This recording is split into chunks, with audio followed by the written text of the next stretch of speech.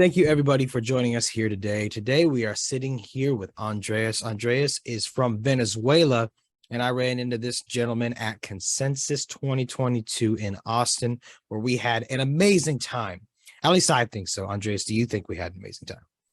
Yeah, it was great, man. Good, good. Glad to hear it. So, first and foremost, what's that? We have to do it again. Oh, yeah, for sure. I mean, either that. I mean, Bitcoin Miami gets pretty wild too, but I liked Consensus. It was real good vibe. And honestly, it felt like a pretty productive time. And with that, like, that's what I kind of want to ask you. First off, you're the first gentleman from Venezuela, actively still living in Venezuela, that I've ever met and talked to, and working in a similar industry as me at that. So we had some pretty interesting conversations. So first and foremost, did you get out of Consensus what you wanted to get out of Consensus?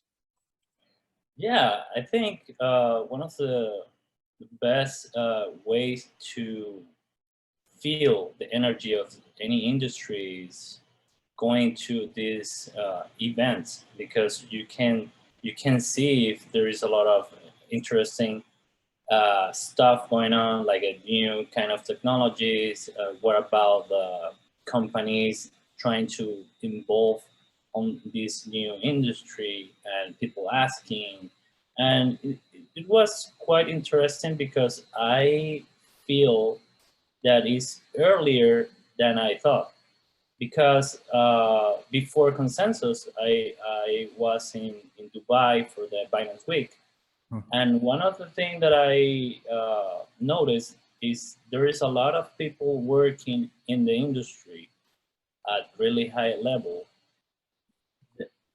coming from the traditional finance. It's true. But they don't understand, like, at least it's not this is my take. Mhm. I think they don't understand fully, like, the crypto thing. And also, if you start to talk about NFTs or something like that, DeFi, they don't get it. True. And they are very good, in a very good position. So I was very impressed about that. So I think it's earlier than I thought Yeah. about this, right? Okay, so you went there and you were largely going there exploratorily. You were going there to figure out, okay, so what's the sentiment here? How established is this industry? Is this something? And you came out thinking, okay, this is where I want to be. Yeah, of course. One of the main reason is I want to start my own crypto venture fund. Mhm. And I was always trying to look how these funds are working. I mean, from the structural point, that's something that you don't learn in the university or whatever. How you can structure your your financial institution, for in order to be able to invest in this industry. So when I was in Dubai, I heard a lot of Switzerland and Portugal as a jurisdiction. Yeah. But when I was in Austin, I noticed that many people are using right now a Cayman Island and BVIs. Mhm. So that was one of my more interesting points, because also Cayman Island had their own office at the Consensus. They did. Remember that. People, I don't know if you noticed, I think the name was Origin or something like that. So they manage everything for you if you want to establish a company just to receive funds, or maybe start a crypto project or whatever. So I think it's very interesting how these jurisdictions are changing, because 3 years ago I went to Moscow, and the jurisdiction that everyone was using was Estonia. But I think there is a new minister of economy that wants to change the tax law, So everyone is going to Dubai now, Portugal, Puerto Rico, Cayman Islands. So you always have to be uh, checking which is the best option for you in order to be able to. It's not a skip tax, but you can work like paying a lot of less. Yeah, yeah, agreed. I mean, like at the end of the day, it's not even just the tax, it's also the regulatory bodies that will allow you to run a business out of there. I mean, I'm not saying I'm entirely against regulation. I'm just saying that the people trying to pass the regulations almost have no idea what the hell they're trying to regulate. So then they're very, you know what I mean? So they're very heavy-handed, or like they just like go above and beyond. Like in the US, I know a lot of crypto to crypto, all crypto to crypto transactions are supposed to be taxed, Right. including even if you had bought, and now I think this went out the door, but they had tried to pass this thing where like, so if I had bought Ethereum at like $100, right, and I so much as transfer it from one wallet to another, and the price of Ethereum had changed since then, that could be a taxable transaction. It's like, no, no, no, no, no, no. That's absolutely stupid. There's no reason for things like that. I mean, even just trade like it, the idea of taxing every single transaction. I don't know, Andreas, if you ever used a bot to do trading or anything. Yeah, I have tried everything. Yeah, Yeah, that imagine trying to like record every single one of those transactions and submitting it. And I know in the US, I think you can fit 13 transactions per form if you were to do this by hand. So you'd be submitting like hundreds of forms, and it's like, dude, they're not even gonna read it. So obviously, like regulations are a big part of why people set up in the islands. Now, personally, if I'm setting up in the Cayman Islands, I'm gonna feel like I've already made it at that point. Feel like I'm doing pretty well if I'm setting up in the islands. But yeah, I understand your sentiment for sure. And out of all of them, yeah, I would probably go to the Cayman Islands, or Portugal is looking pretty good as well. I would probably, without getting too political, stay away from Estonia and places like that, just because that region is looking a little, conflicty right now, and I don't think I would want my money in that area. Just for risk assessment, right? yeah, of course. But one of the thing I think is kind of sad about this regulation stuff is I understand the necessity of regulation, but I mean you can't stop all the development because you are trying to figure out how to take your cut about the taxes, right? True. You can do something like, okay, let's run this and we will figure it out as every other country, like Switzerland or China. Well, China because now they have another interest with their coin, whatever. But before, they say like, just do it, and then we will talk later, right? So I remember I was in Stanford in 2017 for 2018 for a competition, startup competition. I remember they say, okay, you can. The competition was about pitch an idea for the new $1 billion idea. So they say you can do whatever industry you like, but not crypto because it's not regulated yet. Yeah. But at that time, I remember that Ethereum was like a 400 or something, and all the mentors were talking like badly about the crypto industry, Yeah. and the Chinese that was in the competition, they just want to run crypto projects, and they couldn't understand why they was putting that wall, right? Yeah. So the funny part is later in 2021 when Bitcoin was at all-time high, almost 70,000, right? Yeah. Getting up there. All the mentors that I follow from 2018 in Stanford, they were talking about crypto. Yeah. When we were, in the all-time Way up. high, Yeah. they were like, yeah, Bitcoin and whatever and Ethereum. And I was like, man, so just stop all this development since 2018 because I don't understand because they don't have the regulation yet. So they now are like trying to get in. It's not late, but you could be a lot earlier, right? Yeah, So no, because that's of the fair. fear Yeah. of the government.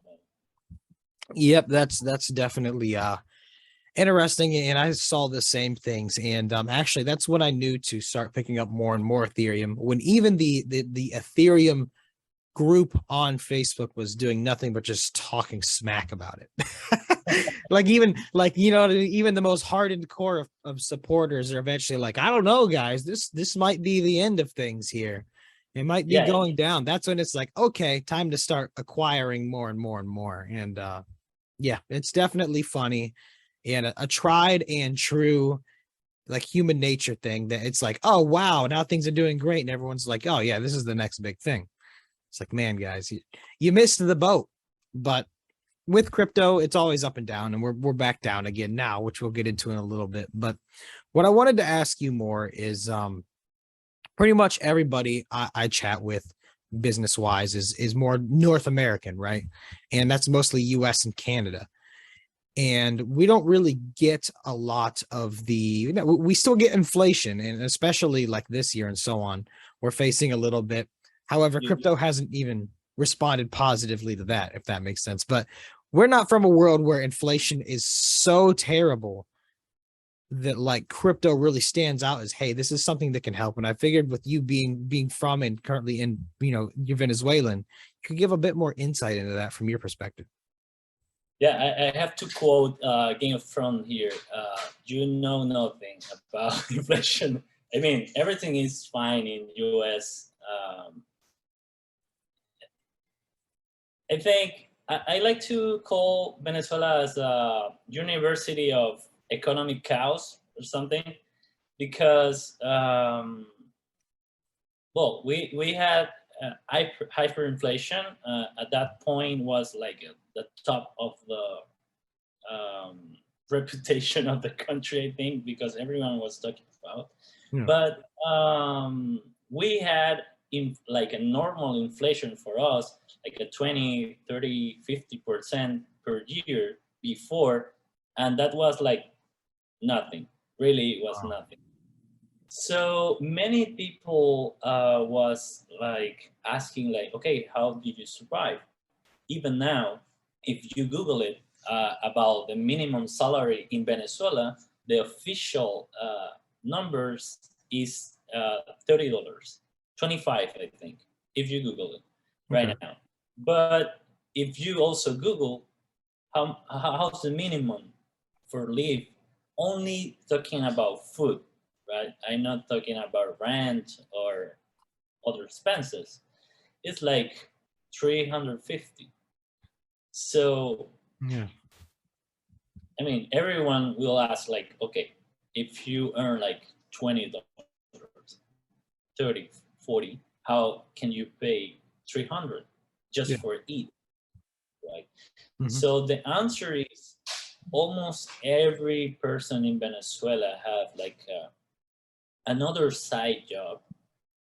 It's not a job, it's like informal economy. So everyone has to be in as an informal economy.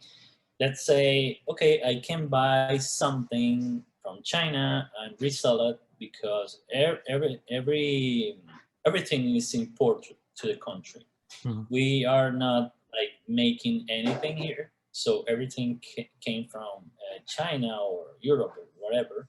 So people start to do it by themselves, like let's buy some clothes and I will resell it, and there is always something that buy the kind of stuff, and that's how you can survive because you can always go higher in your personal stuff. Because I mean, if I buy this t-shirt, I can choose sell it in 2 or 10 or 20 because it's mine, right? Yeah. So that's like the cycle of this economy. Everyone is taking higher their services, their prices. For example, if there is a lawyer, they say, okay, I go to a supermarket.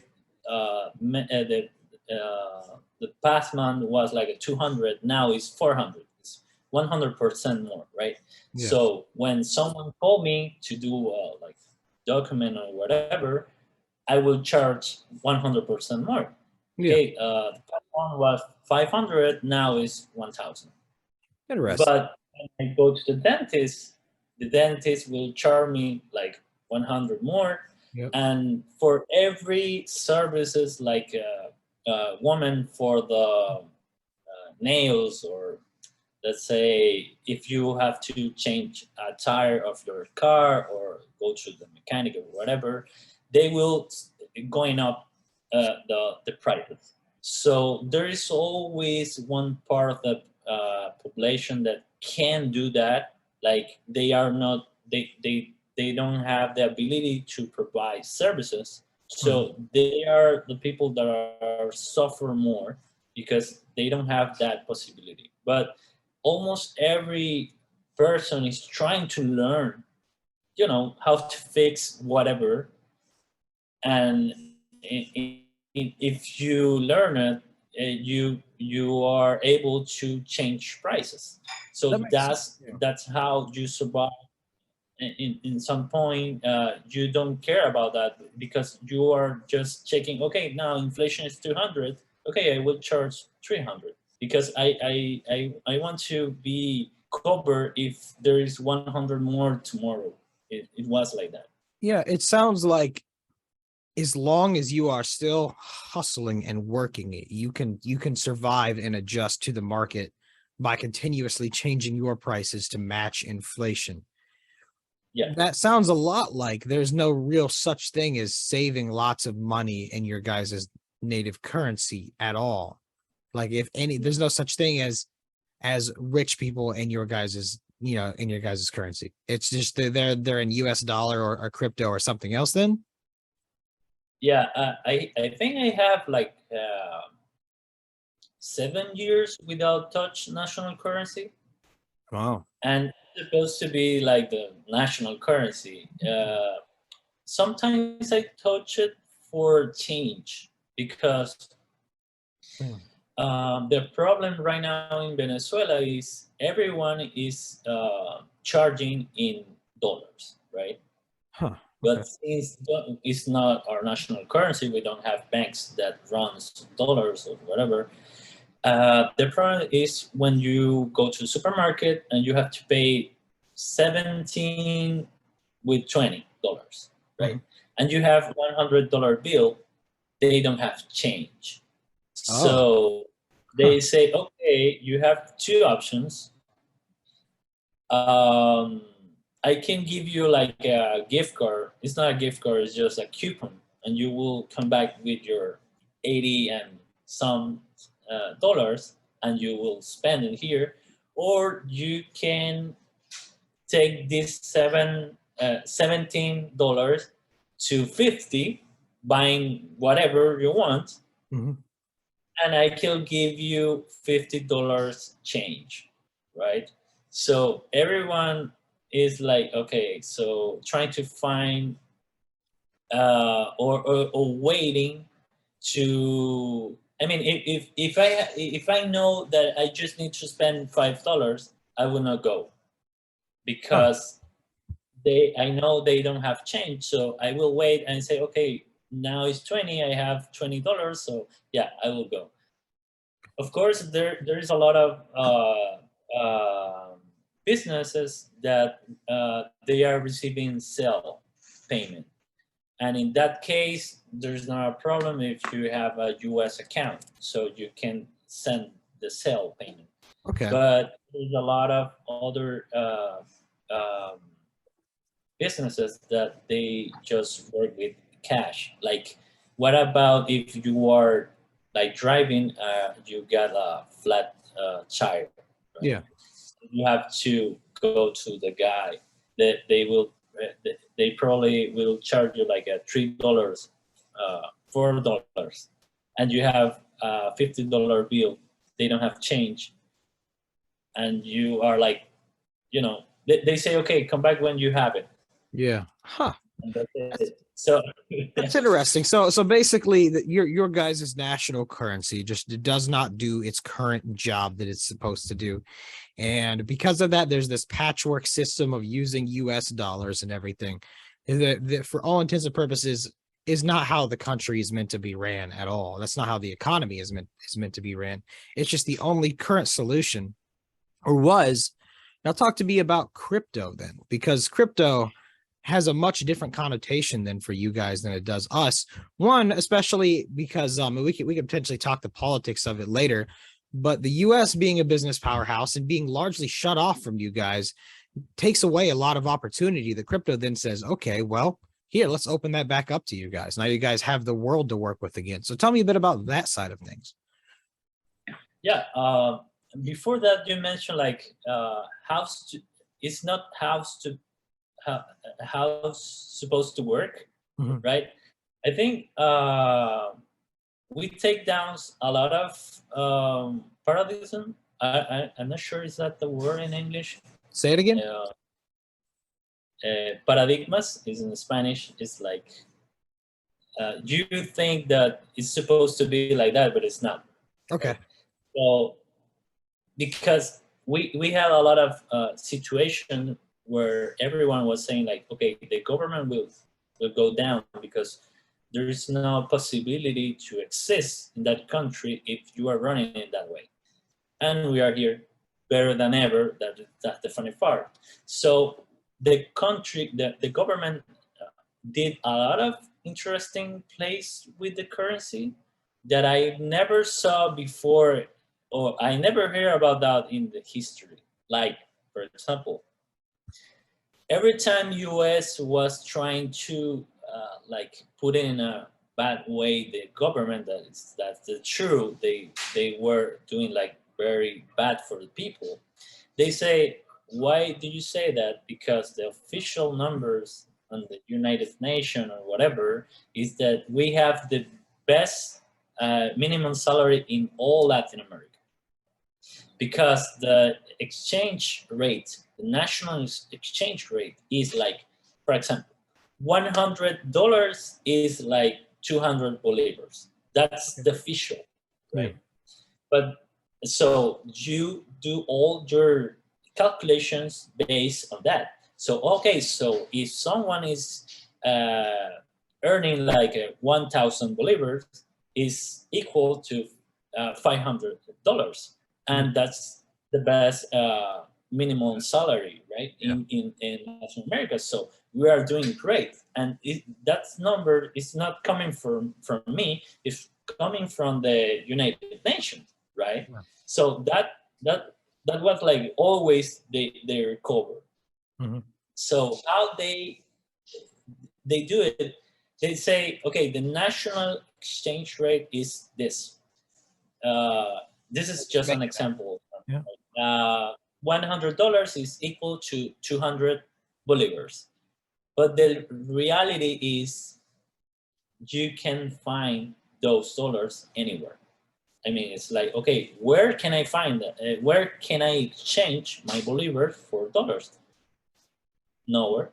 Yeah. Like banks doesn't work at that moment with dollars. So that's the national exchange, but That's just a number they made up then. So where? like, I don't know where. Somewhere like so, but they base their numbers like the economy growth and things like that based on that exchange rate. so But it's it all doesn't. it's all fabricated then. Instead of it being a measurement of, hey, this is worth this much based on supply and demand in our place in the worldwide economy, they just said, all right, 100 US dollars equals 200 bolivars, and that was it. Yeah, but this is the best part. They they say, okay, look, we will do something like they call it Sidney, right, or Kadivi. They change it like a 5 times. Mhm. It's like a help for people that want some exchange, some dollars, right? They say like you can exchange $1,000 or $2,000. They always going lower, right? Mhm. Per year. just if you want to go for vacation, you can ask to the government like, hey, I need like 2,000 was the maximum, and they give you, but they say, okay, but because you are doing like a vacation, is that's luxury, right? It's Yeah. not something like basic. Mhm. I will exchange the currency for 500, no, 5,000 bolivars. I mean, the national exchange rate was 200. Yeah. They say, because you are going out to spend in another country, I will sell to you the dollars, but it's not 200, it's 5,000.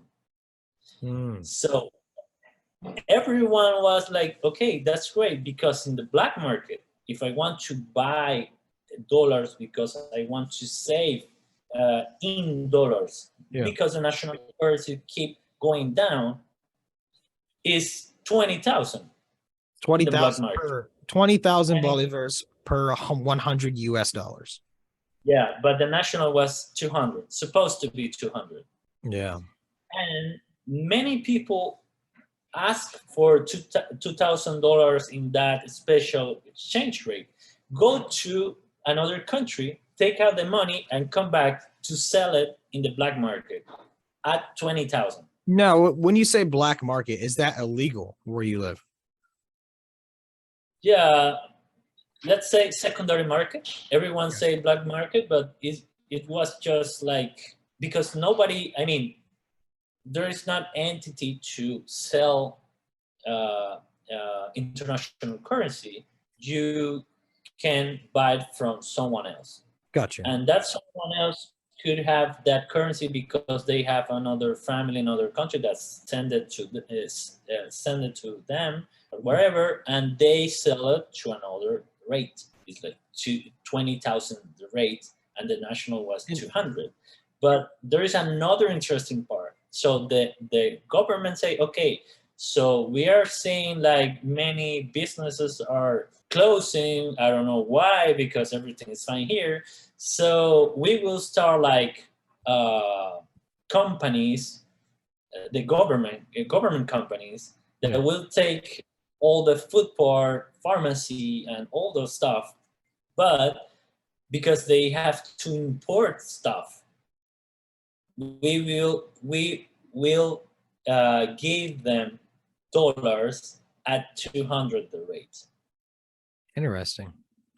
Yeah. So at that moment, that's where there. I mean, there were a lot of companies and people, working to those companies that were like millionaires in 6 months. Because That's if you sell me, just let's talk in crypto.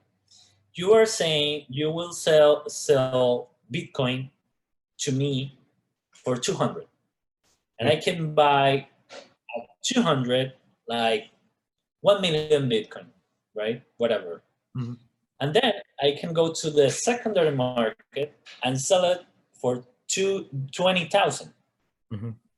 right? Yeah. So those companies did like too much money in those years, because they bought like supposedly some stuff like, okay, I will bring medicine, and they bring like I don't know, 40% of the thing that they say, and the other 60% they don't use it. They just have it in dollars, but they bought it for 200 the rate, and Yeah. then they sell the dollars for 20,000 the rate, and then do it and again and again and again.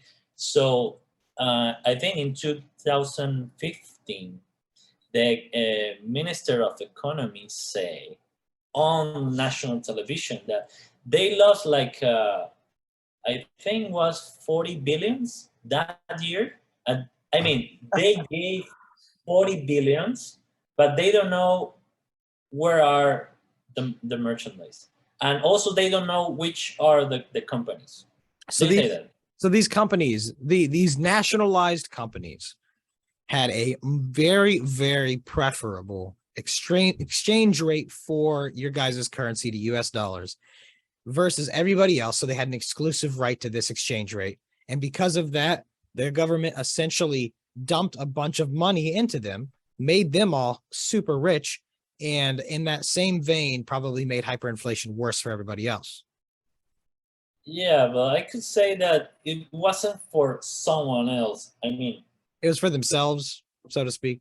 yeah, of course. And the funny part is when you, yeah, that's how they make like super mega rich in 1 year, because it's like, just imagine that Ethereum is at 20,000, but you can go to Binance and buy it for 200 and sell it at the same time in another chain for 20,000.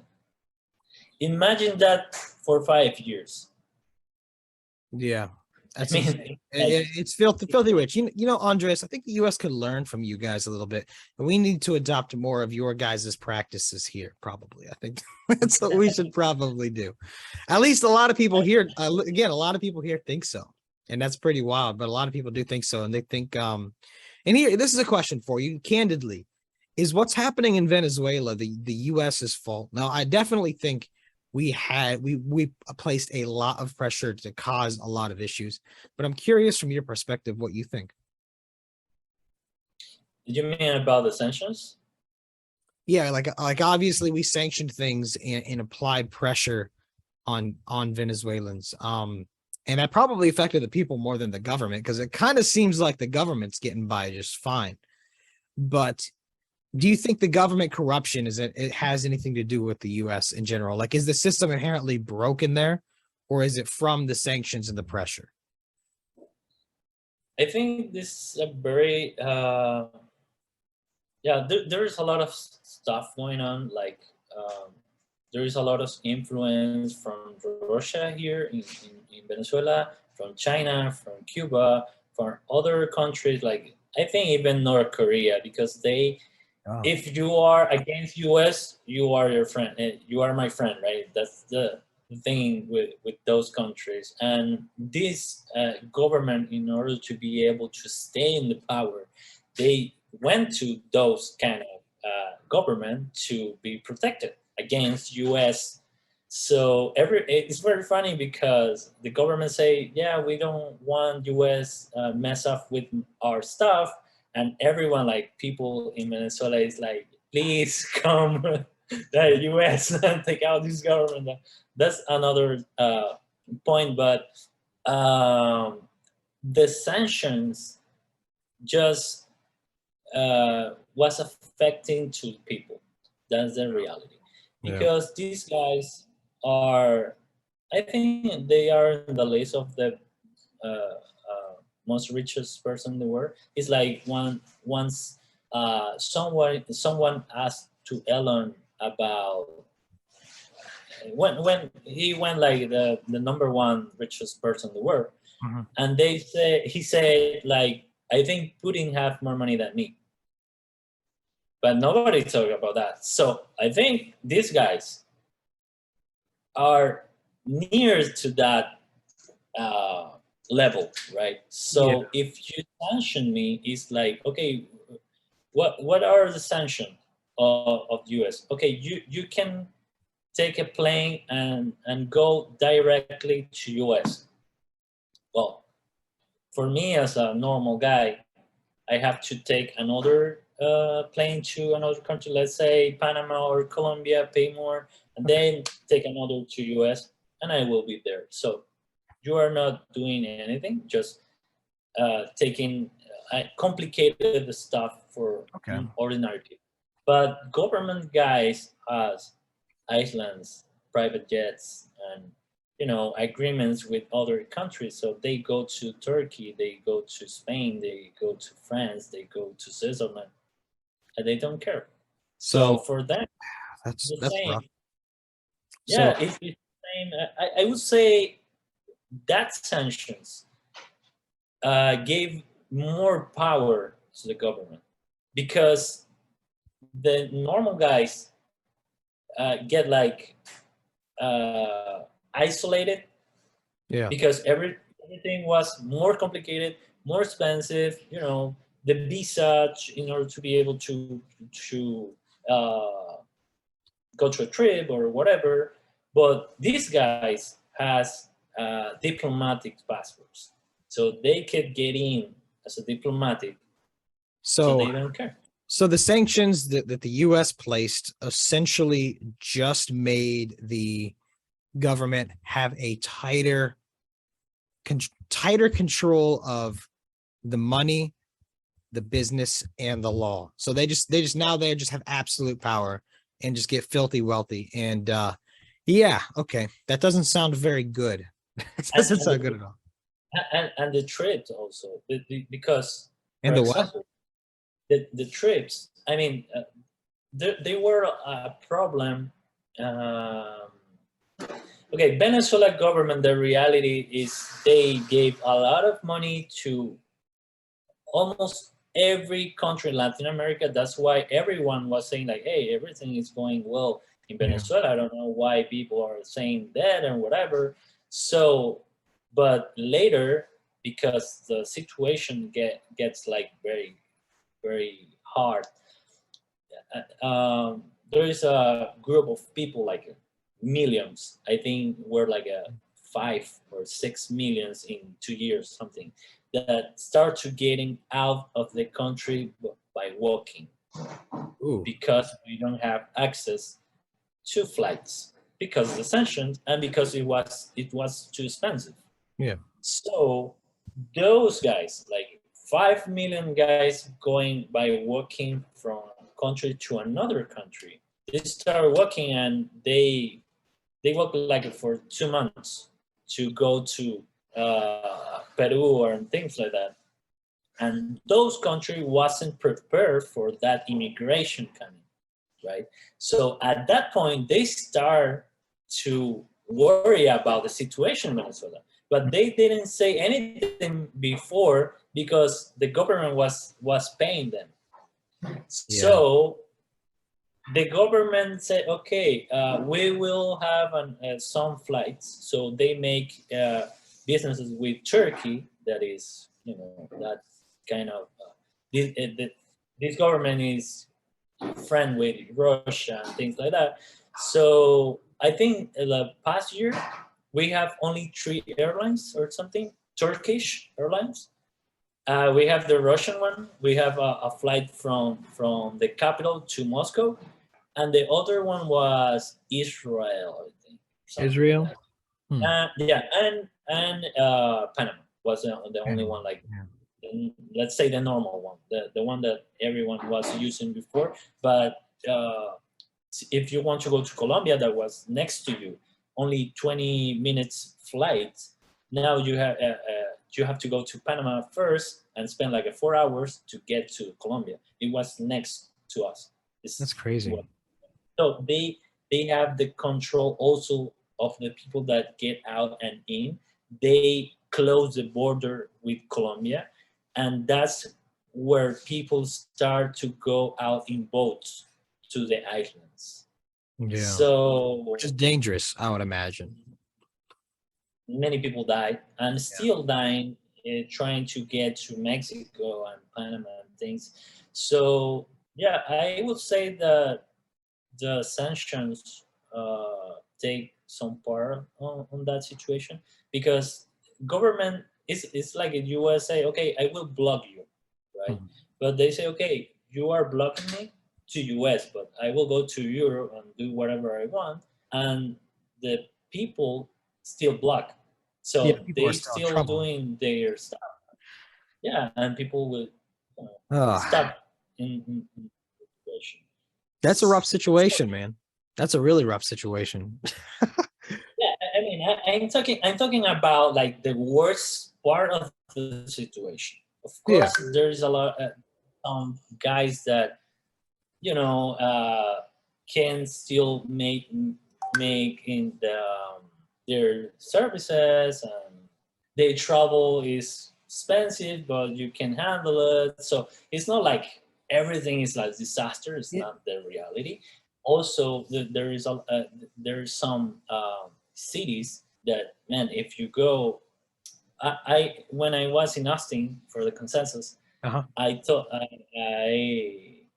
I were to I went to Orlando for 1 week for vacation, and I was surprised that Orlando is supposed to be like the world's capital of vacation for everyone. Like Mhm. everyone wants to take their family to Disney and things like that. Yeah. And in the city at 8 p.m., everything was closed. So I was like shocked about that. Many people are talking about recession coming to US. I Yeah. would say there is a recession already It's already. because Orlando is not like I don't know Minnesota, some place that there is not too much traveling stuff, right? Everyone goes to Orlando because parks, for family and buy stuff and things like that. And at 8 p.m., everything was closed. I mean, if you want to eat something, it was a problem. And I was comparing with my city in Venezuela that is supposed to be hyperinflation and all the stuff that we already talked. And all businesses are open till 2 a.m. in the morning. I mean 2 a.m. Yeah. Right? It's like so you can feel. I mean the money moving in the city more than Orlando. Of course, we have like I don't know 10,000 people is like super small, but I was surprised that Orlando was in those conditions. Yeah. So yeah, it's very bad. Well, I mean, to be fair, I mean, no, you don't want to be poor in any country, right? You don't typically want to be poor, but it's better to be poor in some rather than others. And would you say that in Venezuela that it's just a more hyper concentration of wealth amongst people, and then the people that are bad off are just really, really bad off? Like you said, they're willing to die to leave the country there at that point. Yeah, as same as Cuba and other Yeah. countries. So It's I'm curious, what it kind of reminds me of, because it's interesting that you said that they had like paid the other countries around them to where things seemed fine until the I guess the real world implications of, oh, there's a bunch of people at our doorstep that need help, until they couldn't hide it anymore. That really reminds me of like the USSR, which I don't know how much you know about that, but they were experiencing massive famine and still exporting grain to look like they were okay too. So I mean, it's really interesting how much governments will put these facades or a mask. They put a mask on to act like everything is okay when it's really not. So I guess here we've talked about Venezuela a lot. Tell me about how crypto then helps the situation there for Venezuelans, your common Venezuelans, not necessarily the government. yeah. Enough with the government. Yeah, exactly. So okay, the common people. The first time that I heard about Bitcoin was 2016, I think. I was in a party and someone told me like, "Hey, you know what about Bitcoin?" I was trading at that time stocks, Mhm. but since all this problem with sanction and things start, they closed my account, so I couldn't be able to invest anymore. Yeah. So I heard about Bitcoin. I was like, I don't know, it sounds like scam, and I didn't understand very well. And every time that I ask something about that, I finished like worse because someone was talking, no, it's an algorithm. It was like, okay, so someone is solving algorithm to make coins. I, I, I didn't get it, right? Yeah. But one of my turning point was, and also at that time, whenever you search something about crypto 2016, like 9 of 10, it says what it was a scam, right? If you Yep. go to YouTube, everyone was saying like bad things and things like that. So I was like, Yeah. very scared about that. But even though I want to like find some sort of information, but I couldn't. So I thought with a friend, I say, what about is this is the future? And he told me like, okay, if you can answer me these 5 questions, I don't remember which one was, I will invest. But if you can answer that, you should invest because you don't know the product. So I didn't find those answers. So that's why I didn't get into the crypto industry Yeah. until 2017. I had a Citibank account and also Wells Fargo account with, I think it was like 6 years, 7 years old, the accounts, and they closed me the accounts without any notice, and they say, yeah, we cannot explain why we closed your account, but you have to email us and we will send you a check with the funds, right? I Yeah. say, okay, that's great. So recently I got a check, 2022 So from that 2000. so how many years was that? Was that 5 years to get your account? Yeah. So and also, well, that's another thing. But at that moment, I realized that okay, you can have money in your country because the national currency is, getting hyperinflation, and you lose your value. So what's your answer? Okay, you can put the money in US because it's the safest place in the world. And now they closed my account. And at that moment, I thought, okay, I will have the money in 15 days. Yeah. So I recently, when I went to Austin, I finally got the check, but it was like a nightmare. So in 2017, before know that I will wait like a 5 years to get those funds, Yeah. I got on a scholarship to go to Korea, South Korea. Mhm. When I finished the scholarship and have to go back to Venezuela, I had a lot of, it's not a lot. I had the money in the Korean ones, and I was expecting to send them to US to my Bank of America account. Yeah. So they say, no, you can't do that. You have to go to market, like a 20 minutes from here, exchange your money there in dollars, bring it to the bank, wait like a 1 week, pay like a $150 to make the transaction, and you will have it. So I say, okay, never mind, thank you so much.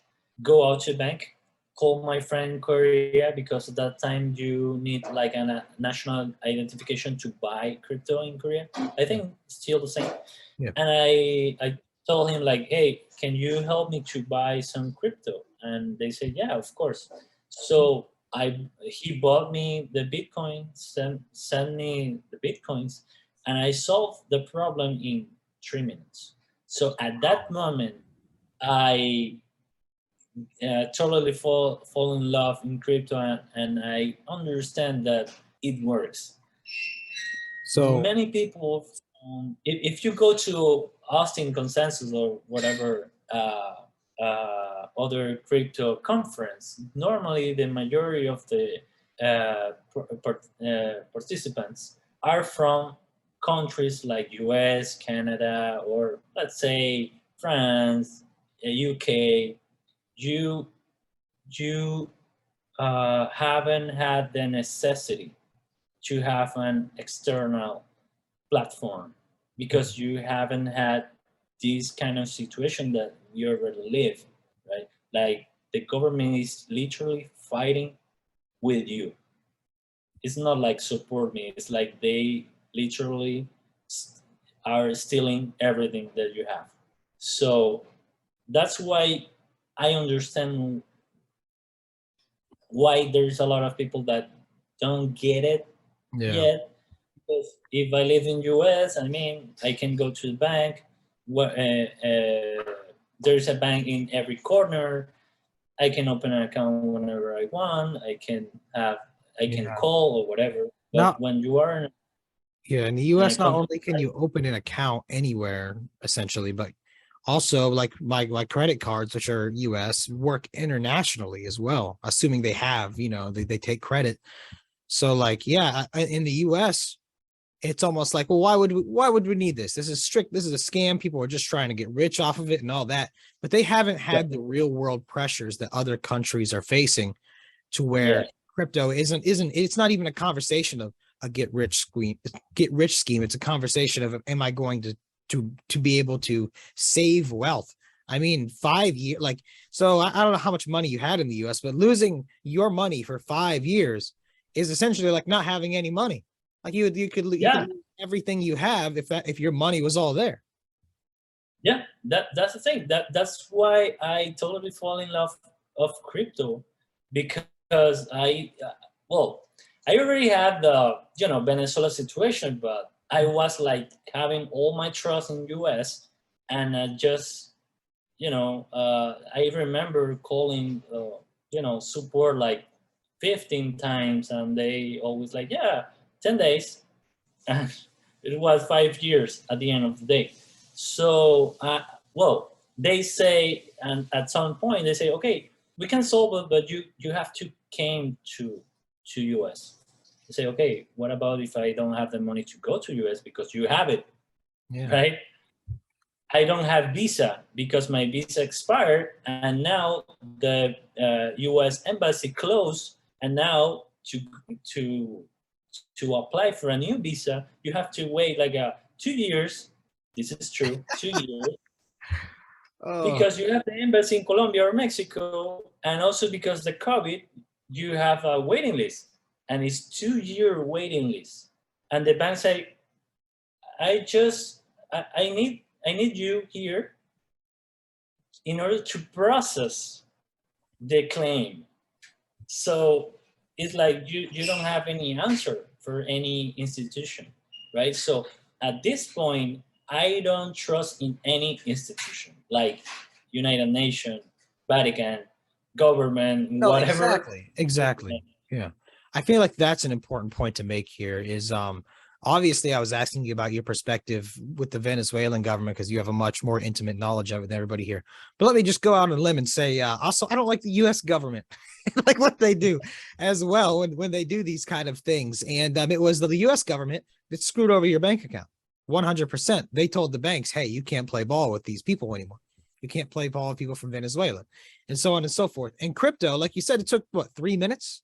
Bada boom, bada bing. It just Yeah, opened the door, and you were able to yeah, get your wealth, which is by all means yours, significantly faster, and it doesn't require government input, which is the problem. Like in the U.S., still government controls the money, right? They might not control the business anywhere near as tight as more socialist countries, but they still control the money, and they can still say, hey, you can't do business with these guys, these guys, and you can't do this, and this. And money or wealth, we'll break it down to wealth, allows the freedom of you being able to move places, to buy things, and so on. It just so happens that wealth gets hyper concentrated, and those people get more of the freedom.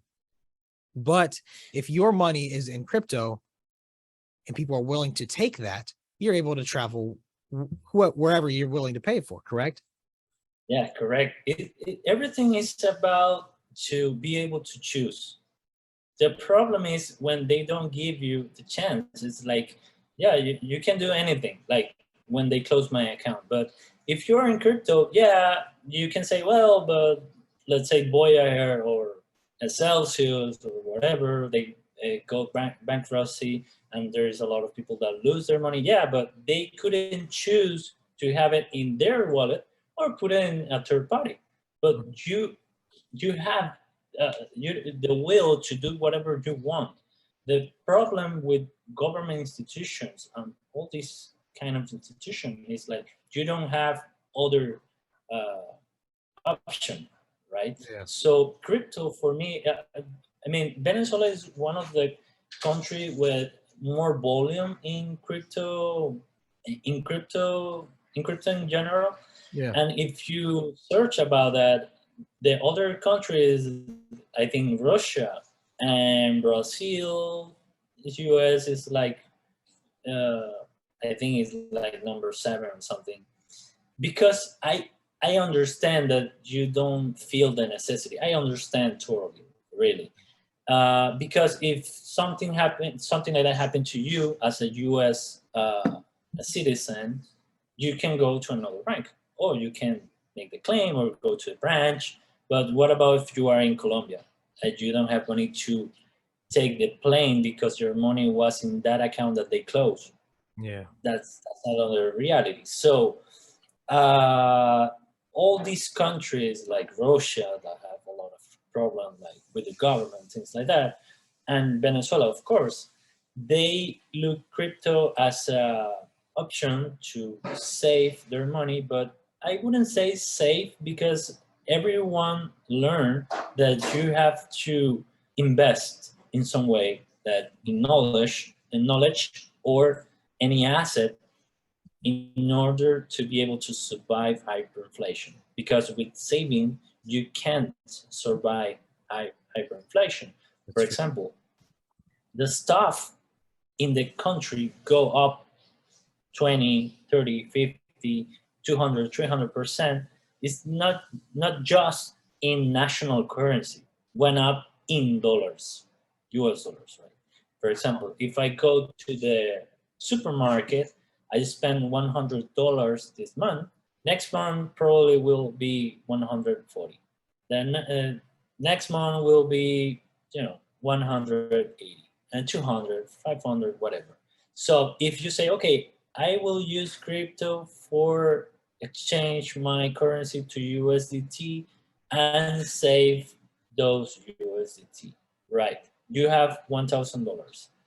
1 year ago, you could do like 10, you can go 10 times to the supermarket. Let's say 100 each. Right now, it will give you 2 times, like Wow. $500 each. So saving is not, it's just like slowly bleeding. It's Yeah. like you will die anyway, but slowly, but you will die, right? So the Great. only way is just invest in you, like, okay, I will learn something, and now I can charge more because I know how to fix an AC, or I know how to, I know how to fix this car, and I will charge $500 tomorrow, 1,000 or whatever. Or you can invest in assets. The thing is, because you are Venezuelan and we have run with your government, we will shut down all the Venezuelan people for any platform. So because US have a lot of powers, and like for stocks, everyone use Merrill Lynch or TD Bank. So you have to go to US, even if TD Bank is from Canada, but it's almost the same. So if I go to TD Bank, Ameritrade, I want to open an account to invest in stock, they will say no because you are from Venezuela. If I go to Merrill Lynch, they will say no because you are from Venezuela. So what's my option? Only crypto, because nobody will say no to you. It's not even just that Even if nobody will say no. No one can, aside from individuals, like no one can stop you, if that makes sense. It's not that no one can say no. So it's like you can definitely find, because you're not operating so much with entities as you are individuals, especially the more decentralized it is, like on a pancake swap or uniswap or things like that. Then it doesn't even matter who you are or where you're from. And I like those a lot. Obviously, decentralized exchanges have a lot of fees, and you're not getting the best deal technically every single time and everything, but it doesn't matter who you are at all. Yeah, but I mean, we have to start with something, right? They are the first, but maybe, I don't know, in 3 years, 4 years, we will have something better, right? But the thing is that when government use institution as a weapon, financial weapon, but I mean, I understand also, like, yeah, use it, but not for like people that doesn't have anything with your problems, right? People, normal people, like the majority, just wants to try to live like normally. But if you shut down everything, it's like getting harder every stuff, like normal stuff, like just pay for whatever is a problem, right? So why is that? I mean, if you think that, if you ask to U.S. government in this case, they will say, yeah, because we want to take down that government because they are doing bad to the people. Yeah, let me tell you this, that doesn't work because they don't have their own. They have they own bubble, right? Yeah. So crypto give you like democratization of saving, because if you want to save, nobody will close your account. I mean, if you have your own wallet, Yeah. you have to be responsible of your password, but Yeah. you have to carry with something, right? And it is also democratization for investment. And this is like the biggest part in this space because, well, at least for me, because many people hear about the word coin, so they start to like compare with euros or with dollars because the coin and whatever. For Yeah. me, it's more like Spanish stocks. Yeah. It's like there are some projects that have real plans, as others that they just want to store money. Yep. As same as the traditional, right? It's True. the same thing. The only difference is like everyone can get in crypto, but for the other part, I mean, you have some restrictions. So when I was in Stanford, I met a lot of venture capitals, and was my first time that I heard the word billion. I never heard that before. I always was like, yeah, millionaire or whatever, but at the first time in Stanford, I heard like, hey, we need $1 billion idea. Mhm. If your idea is not like $1 billion, just go to next one. So I was like so shocked about that. And also I heard a guy that they asked him like, okay, what are your parameters to choose a company to invest or not? He say like, okay, so have to be global, like for example Uber. Mhm. You can be any place. So if you are not global, like if you are planning to go to Asia or US or Europe, it's like, yeah, you can do like a 400 million profit, but it's better to pass it. Yeah. So when that guy say like a 400 million, it was like, like a big deal. I say, okay, so I want to do the same these guys. So what are they doing? So they were just investing early in companies. So like, I don't know if you hear about, I don't remember the name of the rapper in US that he invests like $500,000 in Coinbase Uh-huh. before the IPO, and 4 years later it was 120 million position. Wow. So Was that Akon by what chance? I'm gonna look that up. But go on, go on. yeah, do it. If it was Akon, Also, I worked with him on Acoin. I promoted that. Let me check it out. I don't remember the name of the rapper. I remember that also Kevin Durant invested in Coinbase before the IPO, and he made a lot of money. So I was like, okay, where you can do this kind of return? Like, okay, if I put $500,000 in some stock, and 5 years later is like, even if it's 10 million, is crazy returns. Mhm. So I say, okay, I want to be like those guys. Like, I Yeah. want to be a venture capital. But since I have a Venezuelan passport, almost every door is closed to traditional investment opportunity, because you have to be a accredited investor to have access to that. And it's like, I think it's like a mafia, right? That's That's how. my take. So I Yeah. say, okay, I will take this knowledge to crypto, and I will do it in crypto because nobody will say no. So the interesting part is the IRS uh, um is always tracking where the investor are putting their money. Like if you are a credit investor, like Sequoia or SoftBank, every time you invest, you have to make it public, right? Mhm. So the interesting part is like right now, TikTok is like the biggest private company in the world, like the Huge. most valuable company in the world, right? Mhm. So if let's say Bill Gates wants to invest in TikTok, like Microsoft wants to buy TikTok, so you already know that Bill Gates knows that it will be big if it goes to IPO. That's obvious, right? Yeah. But you can invest. Why? Because you are not credit investor. You can go to Vegas and waste all your money. That's Yeah. okay, but you can invest, right? Because Yeah. that would be bad. I ran into that problem myself too.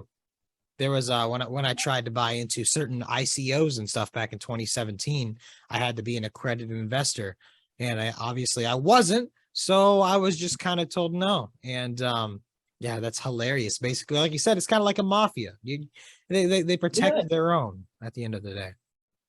they protect their circle. I think just I'm just It's a talking guess. crazy stuff.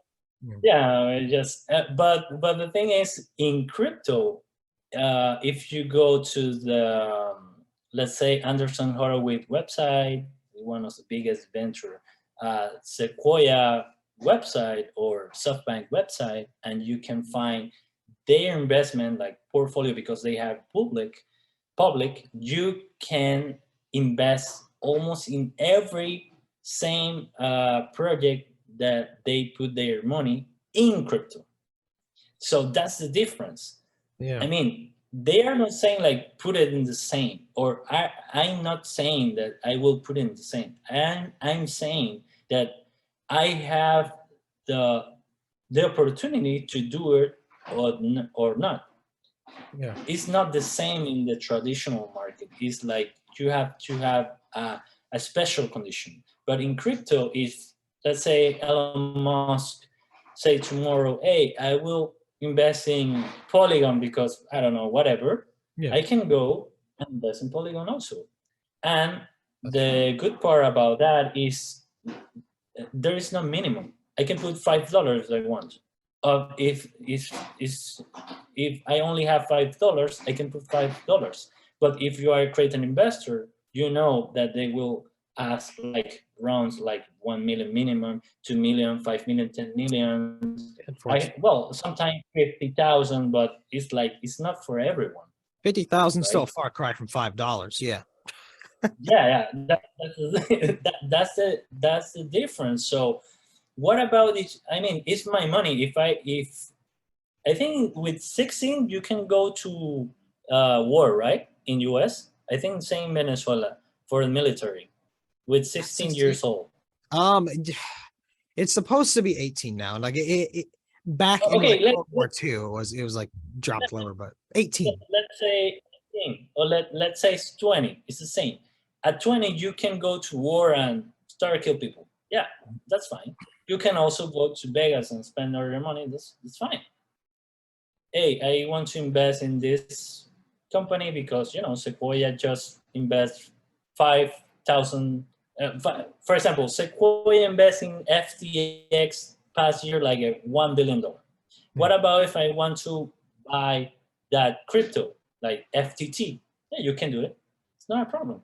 But Sequoia also invests in another company. It's like traditional company that we will, let's say a SpaceX. Hmm. We everyone knows SpaceX now. Yeah, you cannot invest in that. Why? I don't know, because you have to be a credit investor. So Yeah. that's the thing that doesn't have any sense for me, and that's why I think a lot of people in Venezuela use it for investment. Of course, there's a lot of people that don't know about these kind of stuff like ventures and things like that. They just know that Ethereum runs from 15 cents to $1,050. So they are trying to buy projects to you know, have more money. That's it. You have to invest, because if you save, you will die anyways, just like slowly, but you will die. So you So have to keep like compounding. So I would say, yeah, and we had wanted to talk about this, the crypto as a democratization of investment. So it is also a democratization of savings. It's just that doesn't get you that far in life in general, but it is a democratization of investment. And I also think it is for business, like commerce in general, because on top of that, you can also, if you are now in Venezuela, obviously shipping out physical products isn't a thing, I guess, but services you could provide from Venezuela, you could create your own crypto yourself as a businessman. You could operate and take Bitcoin and Ethereum and stable coins as payment as well. So it's also a democratization of global commerce, so to speak, right? Would you say that's true? I would say it's a democratization of the financial system. We can do it globally, because I will I will say, if you compare with something more basic, like just receive a payment, is a problem here. Like if I want to use PayPal, I can't. I use PayPal as a US, because I use my US address family.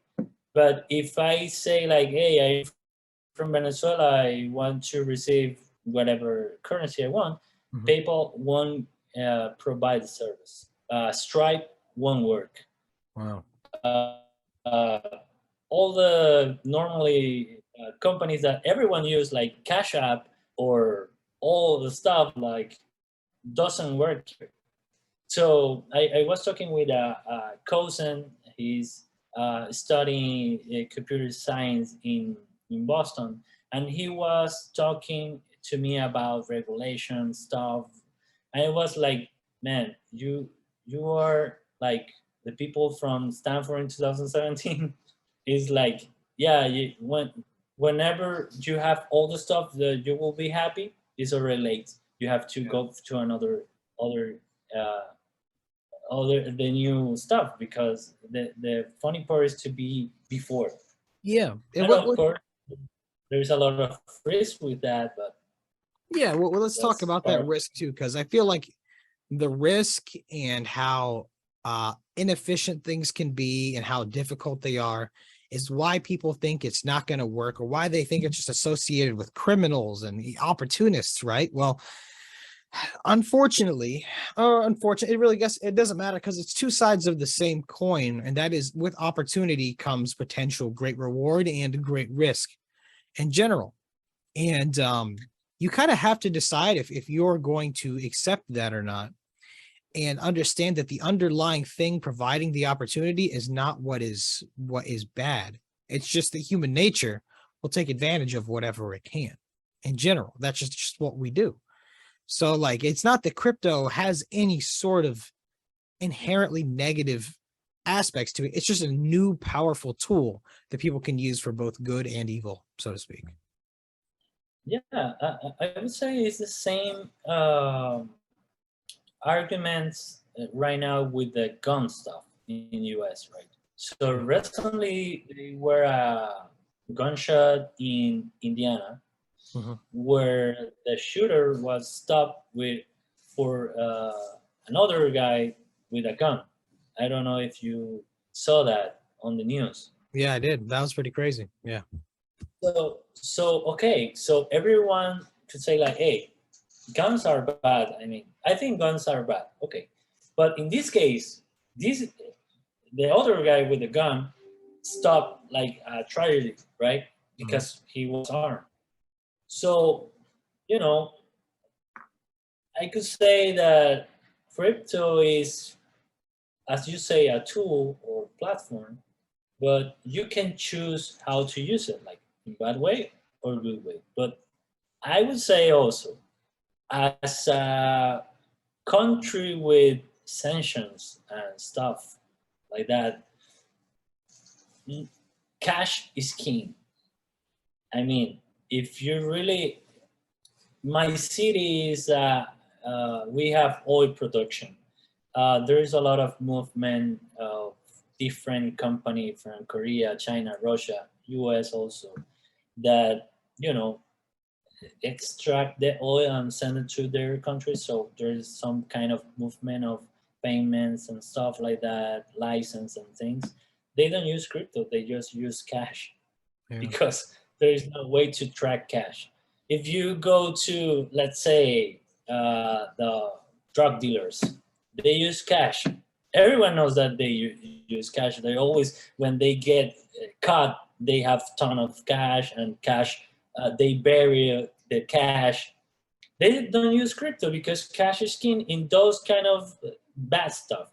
And we have been using cash like for for years, like so when people try to say like no crypto because criminal, is like, I mean, it's a silly argument for me, because even if you can use it, yeah, you can use bank too, because you can go and Google it and you will find a JP Morgan and HBAS, HBS, the Hong Kong, the biggest one, bank in Singapore.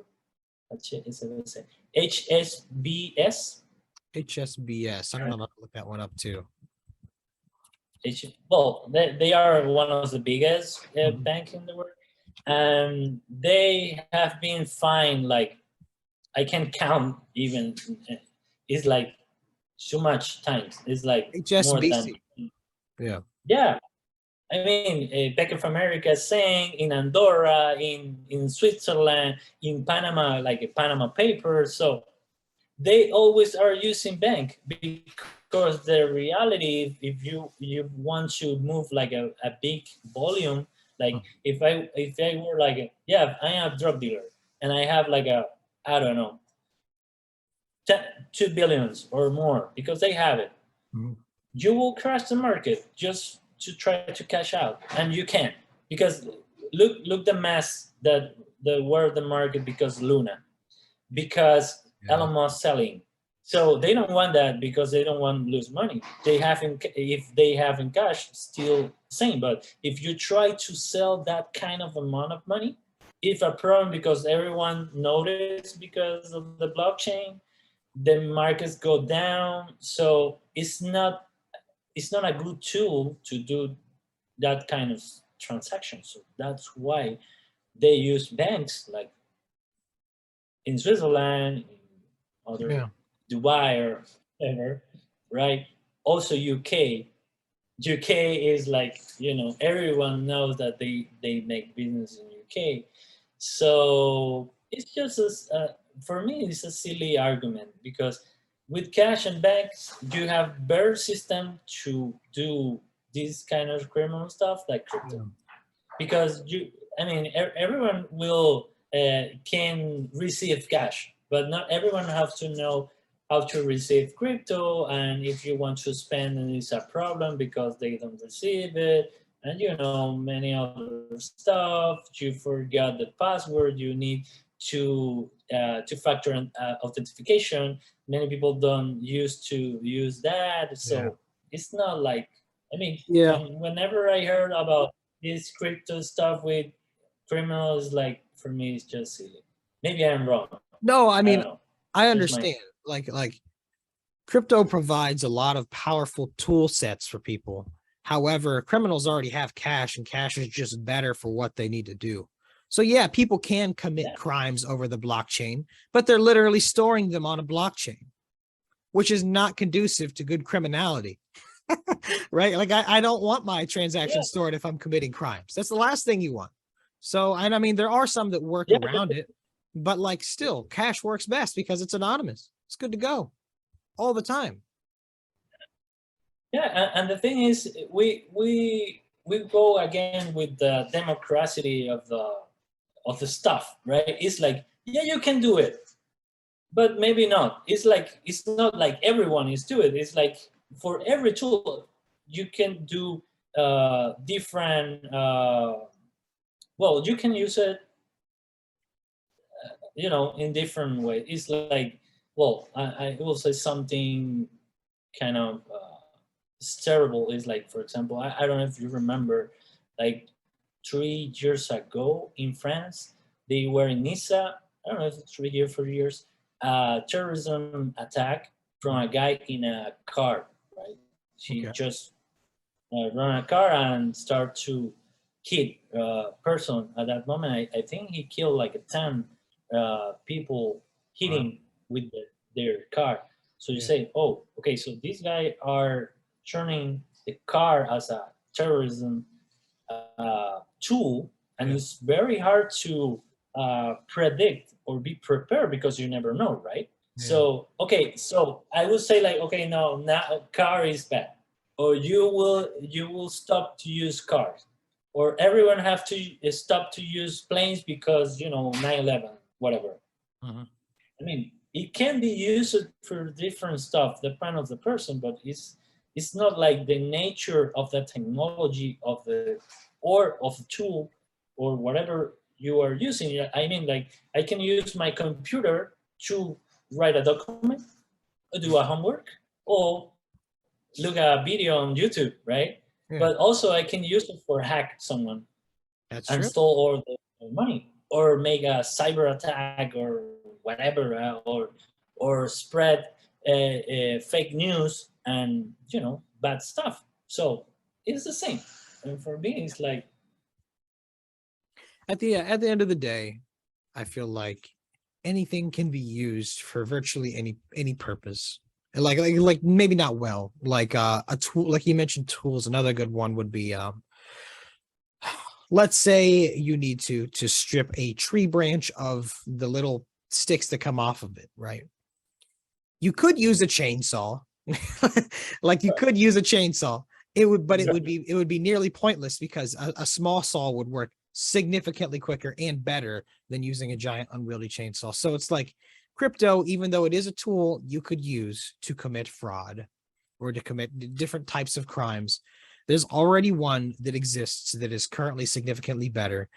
And what is interesting, and I think can be used for, and again going back to the idea that all of this is technically doing is balancing the playing field, is the beautiful crime of insider trading, which, in case everybody watching this isn't aware, in the US, God bless America, all that wonderful stuff. For some reason, the people in the government perform significantly better in all of the stock markets. How do they perform so well? Obviously, Andre, it's just because they're so much smarter than the rest of us, right? That's it. of They're course, just they're just super smart. It's not like they, in a position of power, are able to no, somehow get access to insider information and be in things before they go. They would never do that, right? no, no, no, no, no. Come on. I mean, governments are always, they are trying to look for the best for the people. That's it. Yeah. Yeah. So talking about that, it's like, yeah, let's say, well, we can talk about that because it is already public. And I will say this first. I really love US. I'm talking about decisions that government is taking, but the government is not the country and it's not their people, Mhm. right? I love US. My father studied in US. We born listen music from US, going to US because I have family there, going to parks, going to mall. I really love the country, and I sometimes I just get pissed off because I remember how was US like 10 years ago and was a lot better. This this last time that I went to country, I saw the airport like dirty. Uh, uh, everything was working like, I could say bad in bad way, Fair. and it was sad for me because I really love the country. I think it's great. I really love all the culture was very well exported to many countries in Latin America. So there is a lot of people in Venezuela. For example, I always watch NBA. I love NBA, and I have family there. When I ask them about NBA, they say, I don't know. I have never saw that or whatever. So I have been in cities in more cities that my family that is living in US. I have been in different like football games, NBA finals games, and things like that, and they don't care about that. So I really love the country. All this stuff that we are talking is about this small circle of people that make decision for their interest, and Yeah. is very opposite to the wellness of the popularity. That's my take, right? So about this insider trading information, like Nancy Pelosi, one of the speaker house is one of the famous one right now. Is quite funny how they track their investment on Twitter. I don't know if you follow the I've seen about it. you Yeah. follow it, right? Yeah, yeah. I think there is like a five that they follow, and they are always trying to shoot it down and things like that. But it's not only her. There's a lot of senators, congressmen that they perform better than any investment firm of the world. In the 2020-21 with COVID, they didn't miss any trade. Yeah. So obviously they are using insider information. So they want to regulate crypto, but they don't regulate them. I mean, it's like it, I mean, it's just math, right? If you take the annual salary of Speaker Pelosi and just start to calculate how much she will have till this day from the date that she started without spend anything, right? It will be, I don't know, just say a number like, I don't know, 5 million, something like that, right? Obviously, part of those the money that you earn, you have to spend in food, expenses, normal expenses. But let's say she will have the complete money and she didn't use it, right? You will say like a 5 million or something. I mean, anyone can do the math just using Google, very Yeah. easy. But I think the last time that I checked, she she had like 300 million or something Yeah. near to that amount. So it's obvious that Yeah. it's almost impossible to do it like because if she do it, it will be the same result for any mortal, right? Any investment firm. But those investment firm that has expert in financials and things like that, they almost went broke. Like BlackRock is like the biggest investment firm in the world, and they lost in the last 6 months $1.7 trillions Wow. dollars, right? Yeah. The It's best investment in the world. But no Pelosi. Pelosi is winning every trade, and the other virtually every trade. guy Yeah. from the Well, yeah. congressman, right? Yeah. I guess to sum it up, it's really funny because, like you said, insider trading is considered illegal. And most people would agree that insider trading is at least unfair, right? We would agree that it's mostly at least unfair. But it becomes very, very hypocritical when the governments who are trying to write the laws saying insider trading is illegal, and then they see crypto being an opportunity for your average person to do it more, right? Because the rich were doing it in stocks and stuff anyways. If you were Joe Schmo changing brakes on a car, you never even had the opportunity to insider trade. You never knew any insider information, right? But now with crypto, you could. And now they're worried about that. But it's absolutely ridiculous that they are when they themselves are the best traders in the world just because of their powerful position being able to leverage that to get insider information. It's absolute nonsense.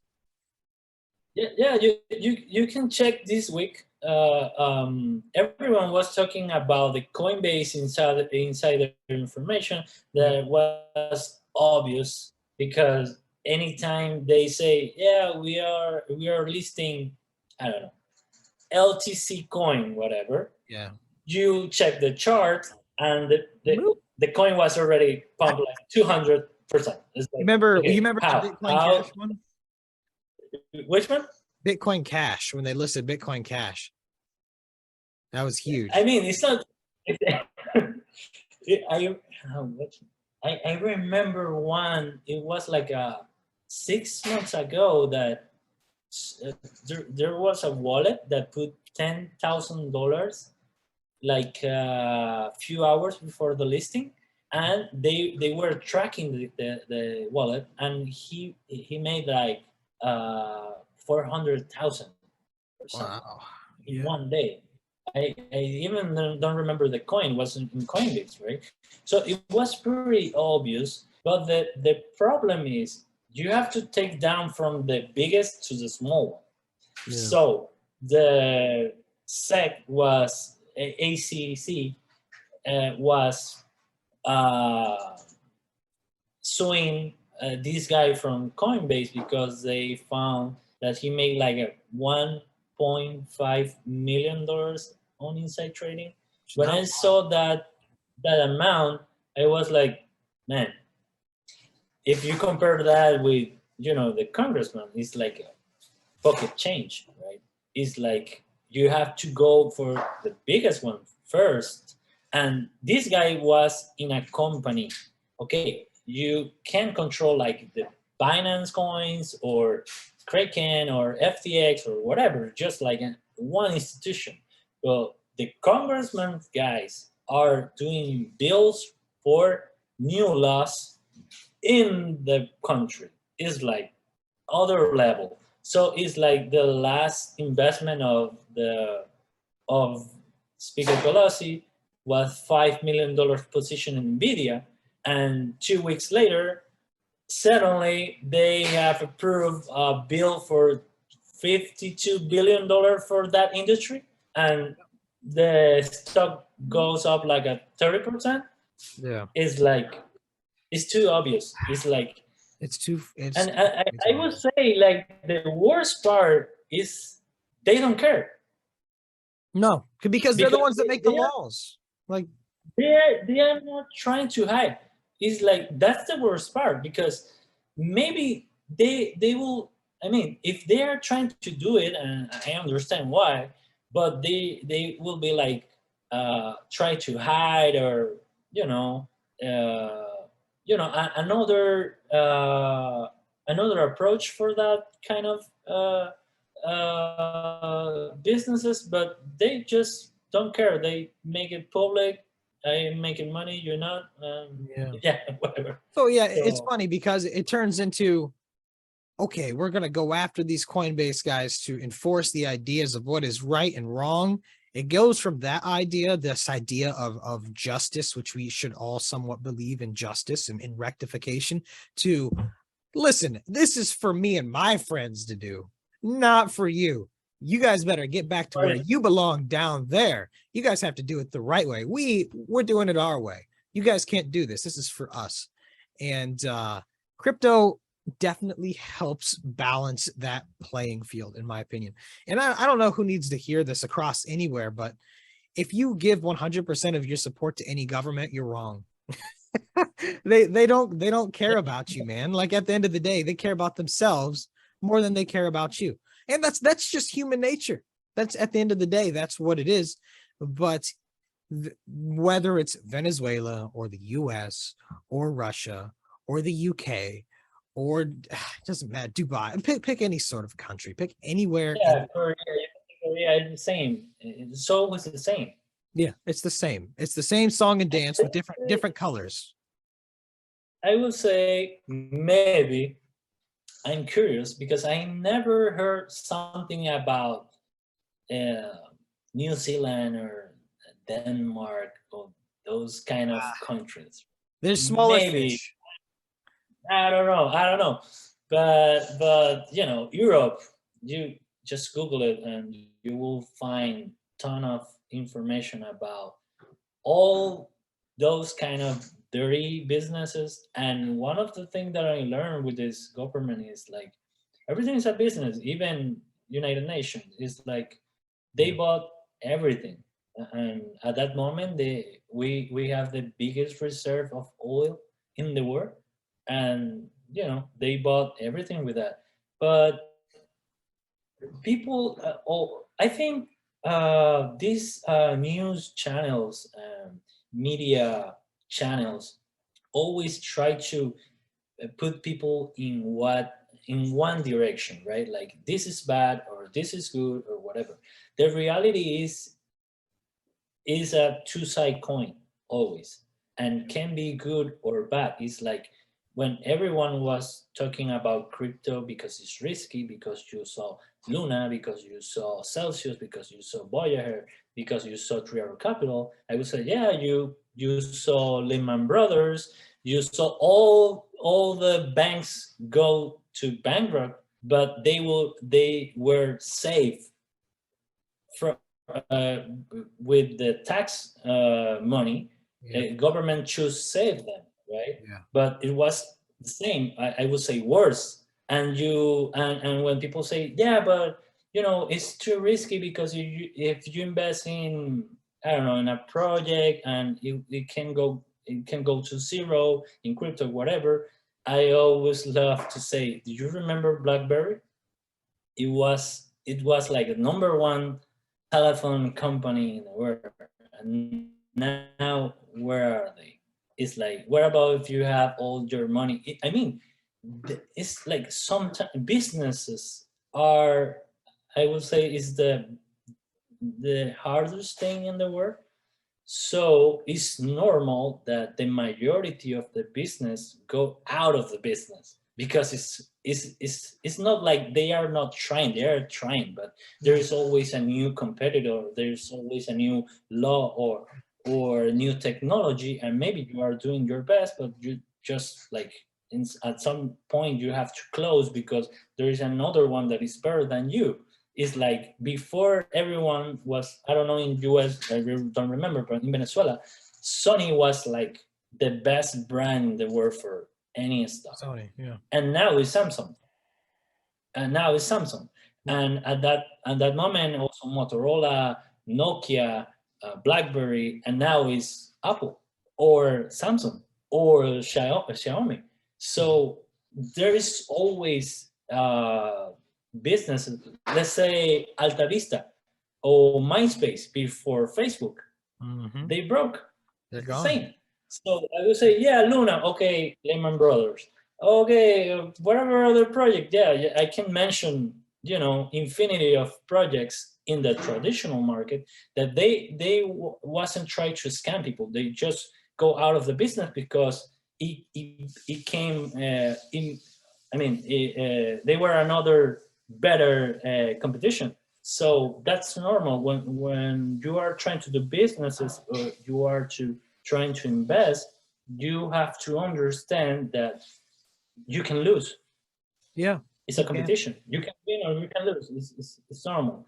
If someone say that is totally secure that you will win, that's A scam. that's probably is a lie, Yeah. and that's secure that 100% that you will lose because you always have to reward. You are rewarded because the risk that you take. Nobody wants to take the risk. You take the risk, and if you doing well, you will be rewarded. But if it's something that doesn't have risk, you won't be rewarded because why? Yeah. Why would you be rewarded? Is doesn't have any risk, and that's for life. It's like if you are playing a football game, it's the same. You can lose, you can win. It's like there's no way to have it like 100% secure. So whenever every time that I heard people like, yeah, but I want to be regulated and this and that and 100% secure. And like, man, nothing. Well, only the debt is 100% secure. It's the Yeah. only thing that is secure for us. But all those stuff are depend of the situation.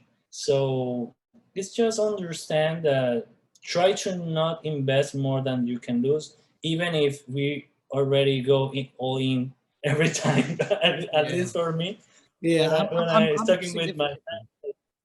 I'm really heavily exposed to crypto too. I will say I would never, and I never do, when people ask me like, should I buy this or that? How much should I buy of this? And I first off, I try to I do my best to just say you should instead go read this and that, figure out what you want. You should yeah, look at this. I never tell them what they should or shouldn't buy. I tell them what I have and what I would definitely stay away from. That's about it. But otherwise, I myself have a position that I wouldn't recommend people have. No, because it's super risky. we That's always we, al- yeah. we always do. And well, but some people call greed, right? Mhm. But there is a line I would say very hard to differentiate between the greed and what want to improve, because you are going heavily because I mean it's not like we are thinking, yeah, I need a Lambo. No. I Yeah. mean we just want to be financially free. We like the company, and we want to support and invest, and of course have some return about that. And because we believe in that, we go sometimes more heavy that we it will be like better to keep out some more outside of the market. But I mean we always try to uh, look for a new level of improvement, and you have to take a big risk for that. It's always like, as any business. So but some people call it greed. I don't know, that's a I understand it. Yeah, complicated topic. it is complicated, and you know what? I think listen, let's save that for another conversation, honestly, because when it comes to the Yeah, idea of greed and risk taking and so on, where everyone falls differently on this. But I do agree with you. Being a risk taker isn't inherently tied to just being greedy. So there's a whole bunch of things okay, behind it. we'll be back. Yeah. Yeah. And you know, for me, it's honestly like I would rather I'm either gonna like I'm gonna figure out something that works at the end of the day. Like I'll do that until I die, until there's no more risk to take, until I'm absolutely done. But as long as I can work, as long as I can talk, as long as I can dig a hole, I'll be working. And yeah, at the end of the day, that's really it. But Andreas, I feel like we've covered a lot here, and it was very great talking to you. I'd love to have you on again sometime soon. Thank you everybody for watching. If you guys have any questions for Andreas about his business experience, about living in Venezuela, about crypto as more of a worldwide view as opposed to just one from North America where it seems superfluous to have, or just a tool for the rich to get richer or the greedy to take advantage of. If you have any questions related to that, let us know. But for now, Andreas, do you have any closing words for people before we go? Take the risk. We have to take the risk. That's it. I will say I will keep simple. Take the risk, because if it's not, I think we are done. Because the system is, yeah, you have to. Many people are counting with their social system of the government. I mean, Venezuela at what point was the best country in Latin America, and now we were down to almost one of the poorest one in the world. Of course, the social program of the government doesn't work, so you have to do it by your own. So the best way to be protected is to build your bubble, and the only way to build your bubble is by taking some risk. So if it's not, and if you fail, it will be the same. But because if you wait for the help of the government, you will also fail. So I think it's not a risk to take a risk, because we are already in a we have to do it. Yeah. and we have the AI coming for us also. That's the whole other So yeah, conversation. that's Yeah. another topic.